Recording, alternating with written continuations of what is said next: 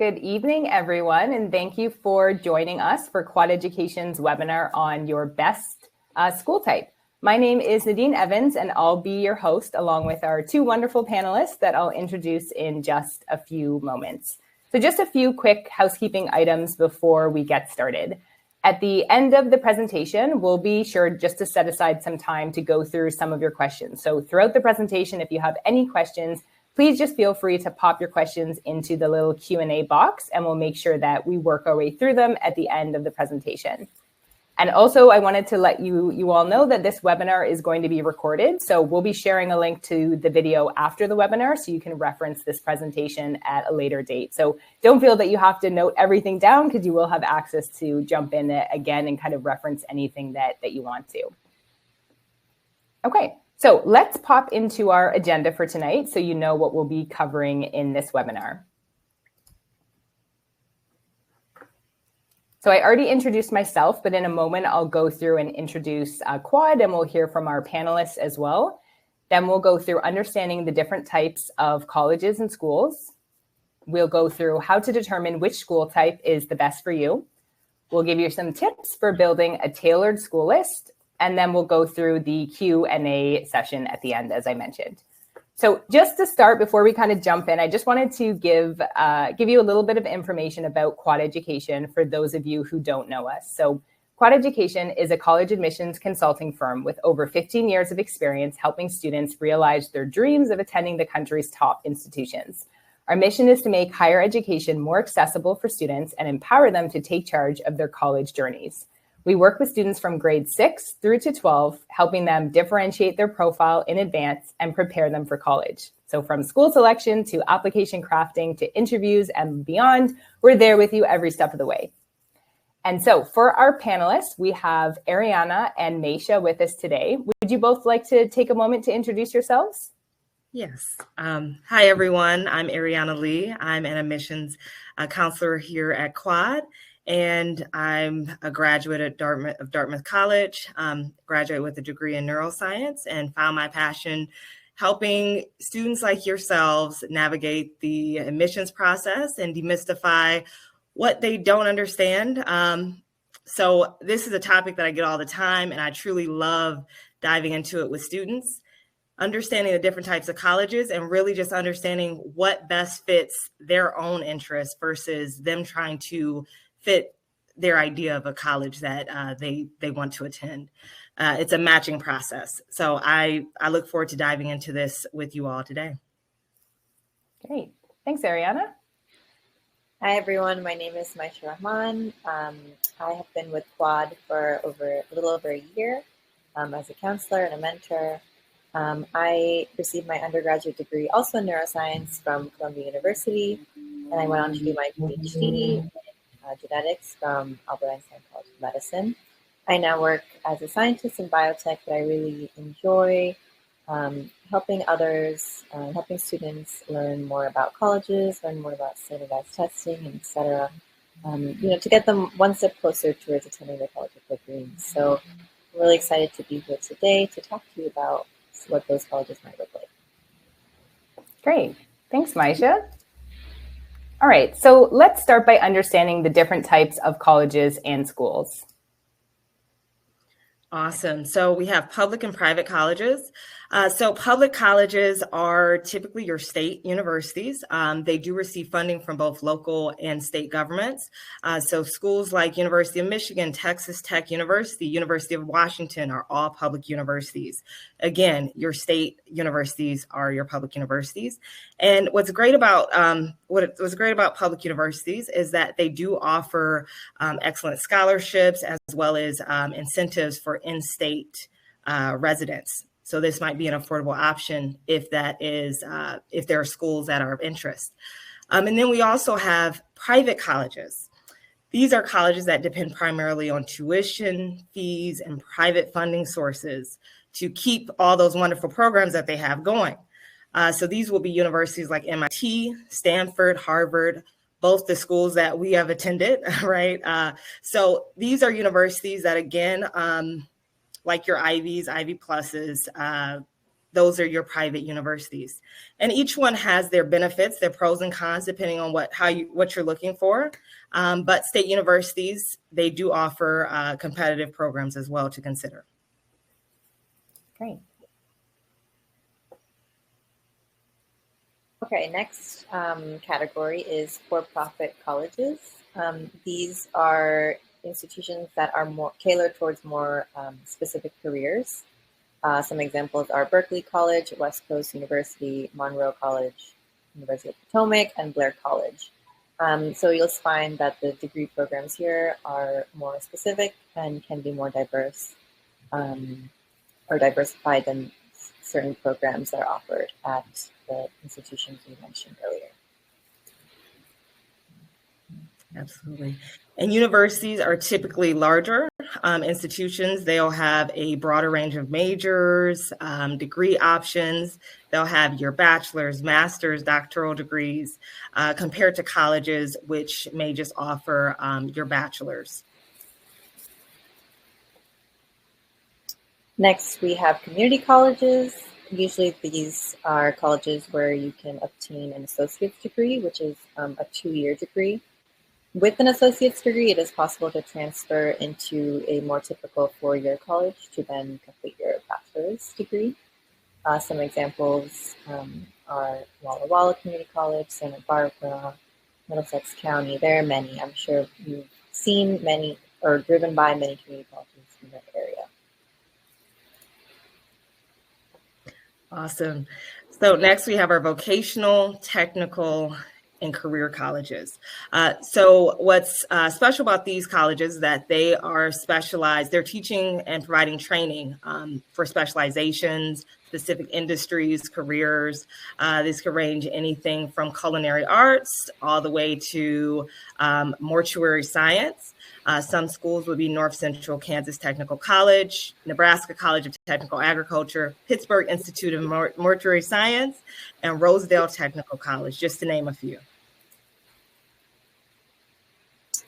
Here we have some liberal arts colleges like Barnard, Amherst, Hamilton, Williams, Bowdoin.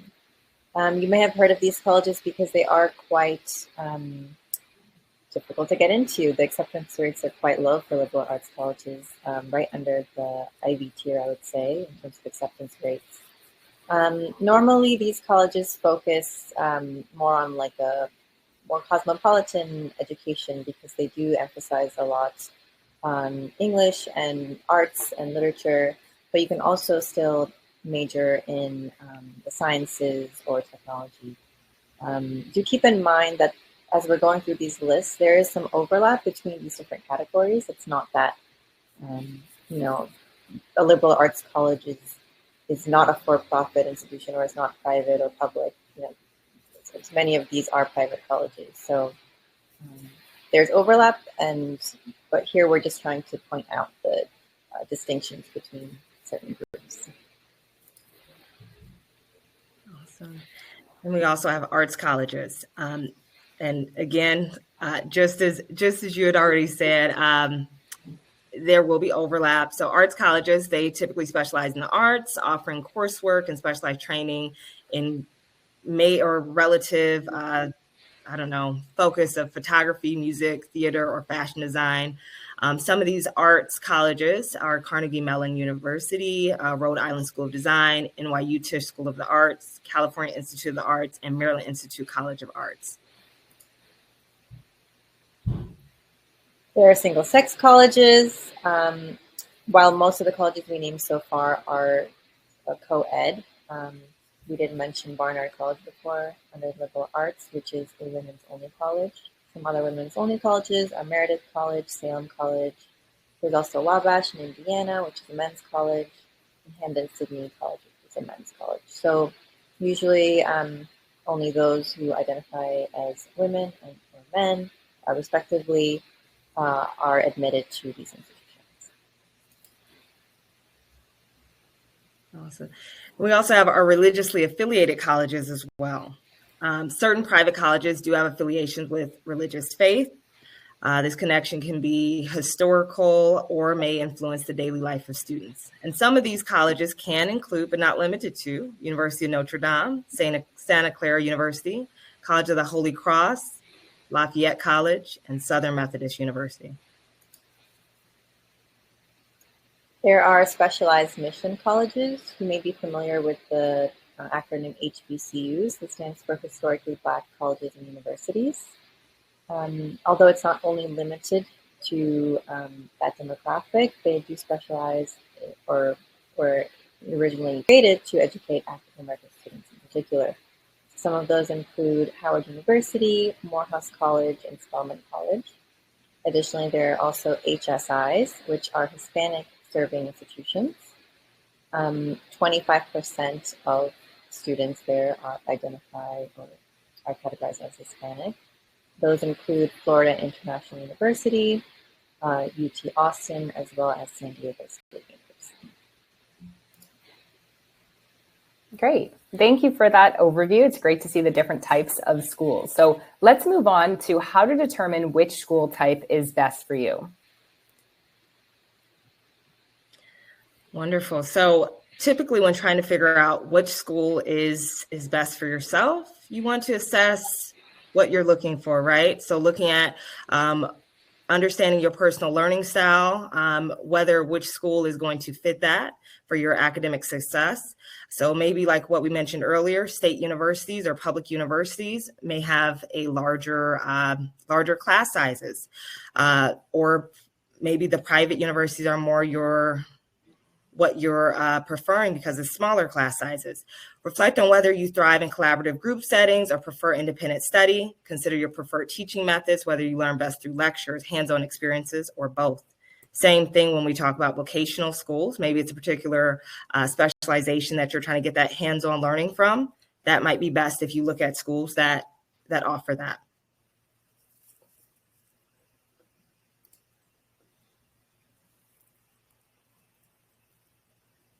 Consider your long-term academic and career goals. Now, we're not saying that at this point in high school you need to know exactly what you'll study in college. At the end of the day, you won't have to declare your major until the end of sophomore year. However, having a general idea of what field you think you're interested in, or having an idea of what sort of career you might want to pursue is super helpful in choosing a school or making a list. Particularly because, as you saw, the different schools are, known for or specialize in different kinds of fields. So let's say you're interested in mathematics and you're trying to choose between, a vocational school let's say a liberal arts school or MIT. It would make more sense to put MIT higher on your list than a liberal arts school, which may not be specializing in mathematics. So having a loose idea of what kind of subjects you're more interested in can definitely be helpful. And it's also important to look further into those fields, by looking at the specific departments. The internet is super helpful. The internet is your best friend when it comes to learning more about these schools. You can look up different professors and different departments, learn about what faculty are known for at those schools, and all these things can really help narrow down your school list. Wonderful. Yes, reflect on preferred campus environment and community. So if you're anything like me, I'm from Detroit, Michigan, and I went all the way to Hanover, New Hampshire. So completely two different types of environments. So the campus environment plays a significant role in your overall college experience, and that could be a good thing. You might want isolation. That way you get more community. You get more community building. That's what I'll say. Reflect on factors such as campus size, location, if it's urban, suburban, or rural, and the cultural atmosphere. Consider whether you prefer a bustling city campus or a more serene, close-knit environment. And remember, your college list is a working list. Just because you write a list down now today does not mean that that's the exact list you're going to apply to tomorrow. You can look and do research, you can do campus visits and figure out what is better suited for you. And although I did not do a campus visit, you can always do that virtually as well, just to figure out what type of vibe, as the kids say nowadays, what type of vibe is the campus going to provide for you and your overall success.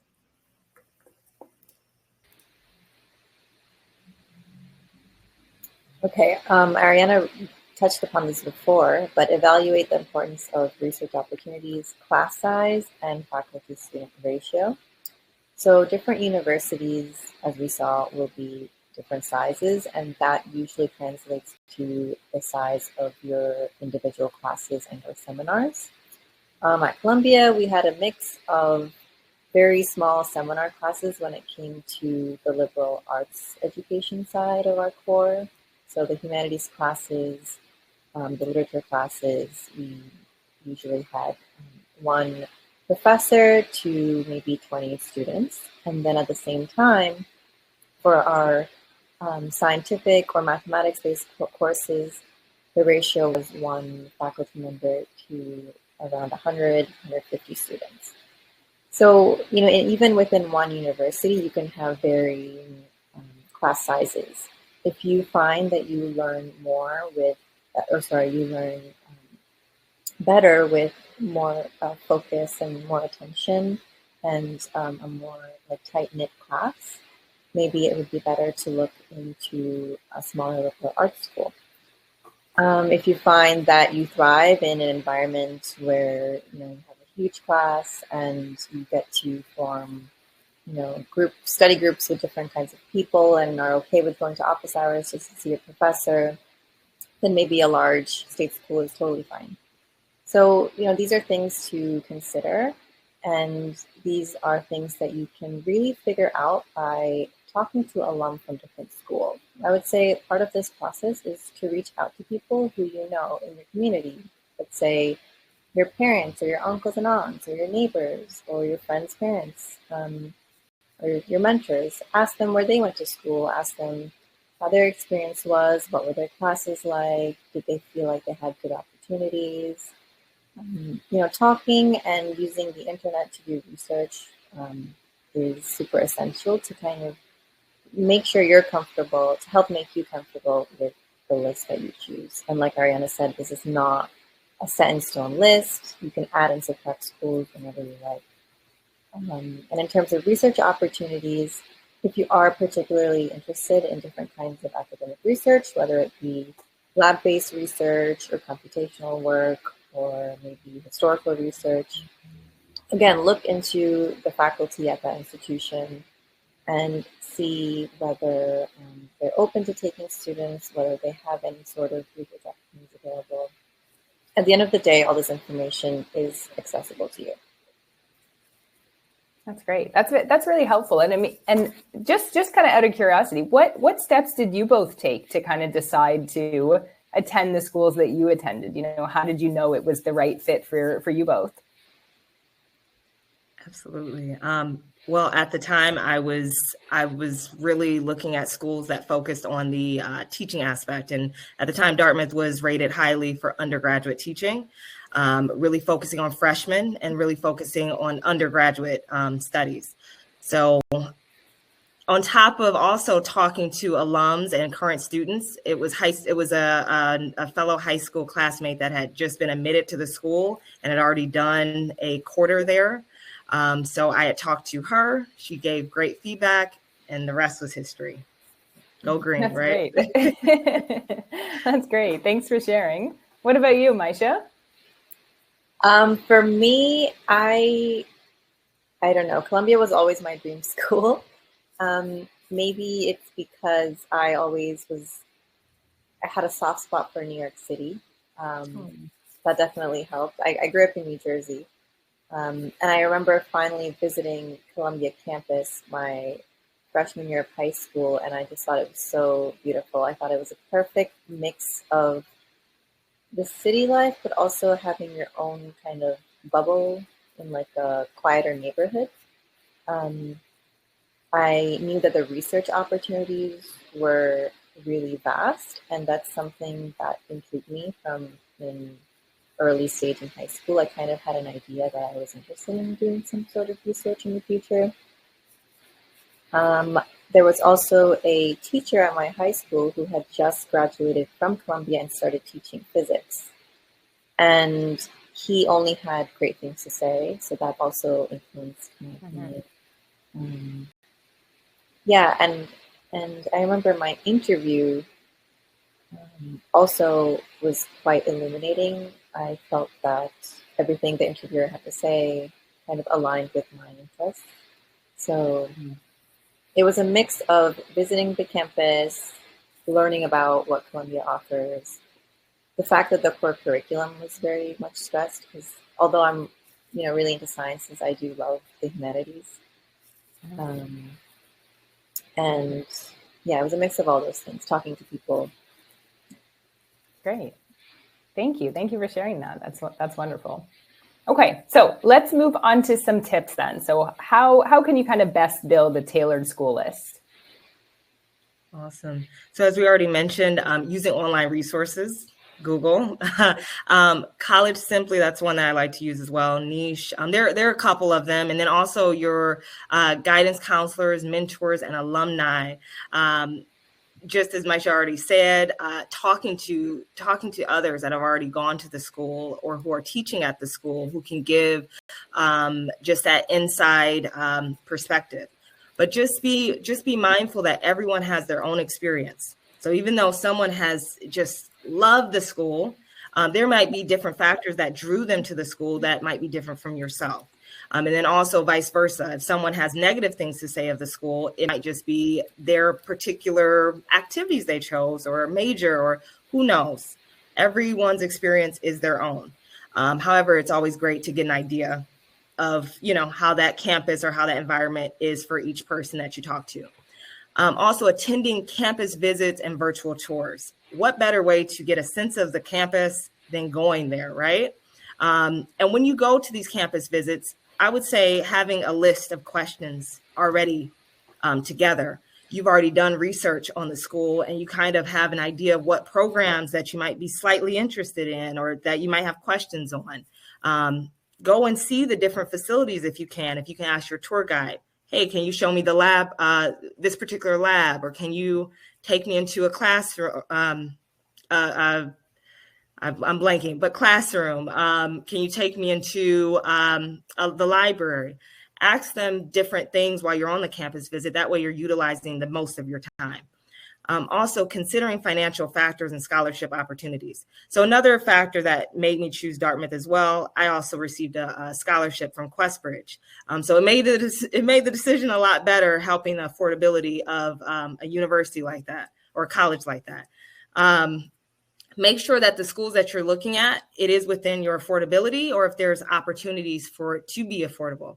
And just remember, things can be covered. Don't let, at the end of the day, don't let it be the ultimate end all be all. If the university is your dream university, we talk to a financial counselor to see if it's possible to make it work. Absolutely.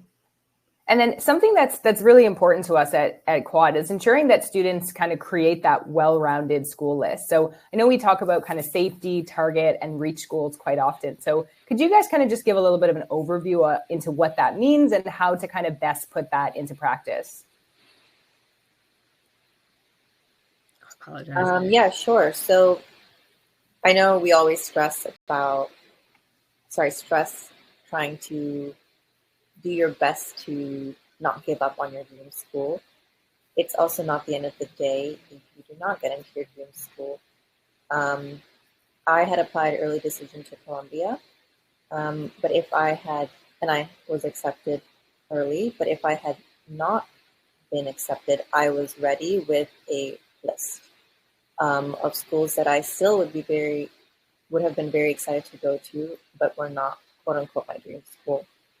And it's important to keep this in mind because, especially nowadays, it's, as competitive as ever. The acceptance rates for schools all over the country have dropped, and that's okay. we're still here to help make you the most competitive applicant as possible. But at the end of the day, there just aren't enough spots for everyone. So it is very important to be prepared and make a list of schools that include your dream, your target, and some safety schools. That means schools that you think,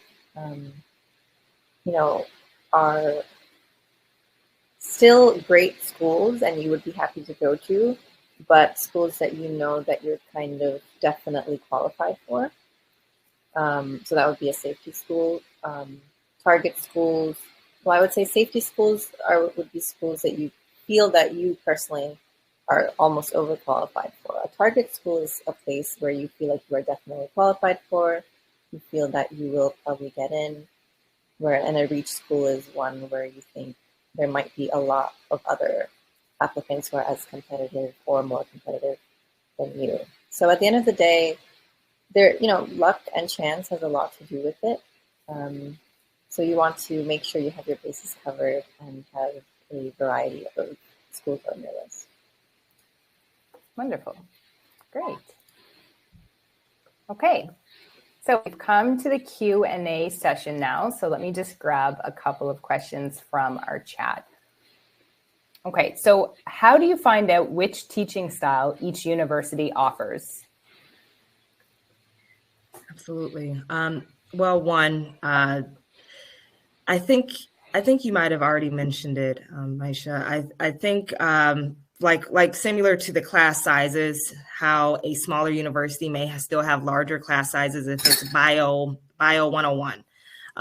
Same thing there. The teaching style could vary from class to class. So it could be particular classes that offers more hands-on teaching, like classes with labs, or classes where you're able to do your own independent study with a professor and you're working directly with a particular mentor.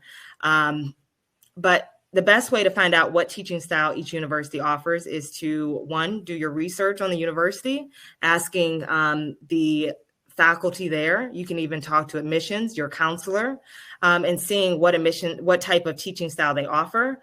However, it's typically going to be instructional teaching if it's going to be at a university or college. Vocational is probably going to be more hands-on, where you're going to be putting makeup as a makeup artist, or you're going to be in the kitchen as a culinary art specialist, or something of that nature. Wonderful. Thanks for that. And something else, we have another question here. When should students start crafting their school list? So I know we talked about that a little bit earlier, and we talked about it kind of being this breathing, living kind of document, right? That can kind of ebb and flow. But when should they kind of start putting that together? I know there's no perfect time for everyone, but I would recommend brainstorming this around sophomore year and really having some strong ideas by junior year, so that during those 2 years you can take time to kind of go and look at colleges if they are around your area, and start kind of making connections with people who may have gone to those schools. There's no target date, but definitely by the end of junior year, it would be nice to have some strong ideas of where you think you might apply. Okay, great. And then how does geography play into school selection? So how can students decide, for example, to apply in-state versus out-of-state? Yes. One, affordability, if that is a factor for you. In-state tuition is going to, of course, be cheaper for the most part than out-of-state tuition.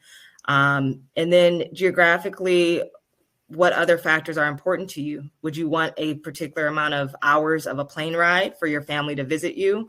Again, affordability. Can you afford a plane ticket back home? Is that critical for you? Just know if that is something, maybe you're staying over on campus over Christmas, over holiday breaks. Or geographically, maybe you prefer warm weather versus the snow. I'm in Michigan. Maybe you prefer paradise. I don't know. But just think of what factors might be important geographically to you. And then, of course, the school. Look for other factors in the school and kind of cross match what all fits your dream list. That's to say. Okay, wonderful. Hope I answered that the right way for you. That's great. And then we have another question. We get this question a lot as well. How many schools should students apply to? I don't have a particular number answer for that, because it honestly really depends. It definitely depends on affordability again, because it does cost money to apply to each school. It does cost money to send test scores to each school. So although I would say even if you had all the money in the world, I wouldn't recommend applying to 100 colleges. Like, that's definitely too many. If you find that you are comfortable and feel confident in your application package, that means your test scores, your GPA, your letters of recommendation, even then I would say maybe 10 to 15 schools is reasonable. If you feel that you kind of wish that your stats were a little bit higher, I would expand the set to 20 schools. This also depends on, like we were talking about just now, geographically, are you limited? You might be in a region where there are way more options. You might be in a region where there are fewer options. So it really depends. But I would say if you feel like you're in a strong position, around 10 to 15 schools is reasonable. Wonderful. Okay, we have another question here. So what are a few tips for high schoolers looking to stand out in the college applicant pool? Awesome. Be yourself. Honestly, a lot of times applicants get caught up with that exact question, is how do you stand out? That they try to mimic ways that other students that have already been accepted into schools, what they've done. And in some aspects, that's perfectly fine to do so. If you have passion in extracurriculars or passion in particular lab research or things of that nature. But just remember, the best way to stand out is to be the most genuine you that you can be. You're the special ingredient. You're the sauce that makes everything, that much better. So think and look and see, why am I doing everything that I'm doing? Why am I taking this extra class during the summer? Why am I doing this lab research? Why am I shadowing a doctor at this hospital? Why am I doing anything that you're doing? Think of the why. Why is this important to you? Absolutely. Yeah. And Naisha, any other tips that you feel you can share with students? Yeah, I totally agree with Arianna. Trying to make your application as personalized as possible while trying to stay true to yourself is really great advice. It kind of shows, it's like somehow college counselors just know. They know when you're being yourself, because it just shows on your application versus when you're trying to kind of, copy someone else or pretend to be someone you may not exactly be. Other than that, I would say try to have some sort of extracurricular activity that you're super, super passionate about, and something that's kind of unique. Try to get an internship, try to join a research program, try to maybe start a new club at your school, something that you feel strongly about that you can talk about in your application and interviews. Passion really shows, and if you can really nail down something that you are excited by, it will really help bolster your application. Wonderful. Okay, and then we've got another question here. So I guess this one's kind of talking about summer enrichment programs, but really, any type of extracurricular programs, whether it's an internship or a summer program, are those kind of worth it? Are those valuable when you're applying to colleges? Yes. Well, I believe it depends on the enrichment. Why are you doing the enrichment program? Is it something that is ultimately, is it aligning with everything else that you already are passionate about? Or is this something new? Are you trying to try something new? Again, if it's something that you have interest in doing, then I don't think it's a negative. If it's a summer enrichment program that you were admitted into, that might be viewed a little bit better, or viewed a lot better than one that you just paid to attend or be a part of, if that's the question that you're asking. Mm-hmm.